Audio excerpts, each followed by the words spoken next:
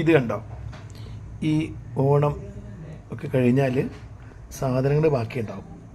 പിറ്റേന്ന് ഉച്ചയ്ക്ക് ഈ ബാക്കിയുള്ള സാധനങ്ങളെല്ലാം കൂടി ചേർന്നിട്ടാണ്. അപ്പോൾ ഇവിടെ ഞങ്ങൾ പൂനെയിലായതുകൊണ്ട് എല്ലയൊക്കെ കിട്ടാൻ പ്രയാസമാണ്.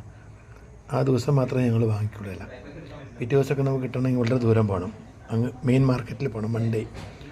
അപ്പോൾ ഇതൊക്കെ വെച്ചിട്ടൊരു അഡ്ജസ്റ്റ്മെൻ്റ് ഉണ്ട്. അപ്പോൾ ബാക്കി വന്ന അതൊക്കെ ഫ്രിഡ്ജിൽ കയറിയിരിക്കുന്ന ഏത് പാവം, ഈ പാവങ്ങളൊക്കെ താഴെ ഇറങ്ങി വന്നു.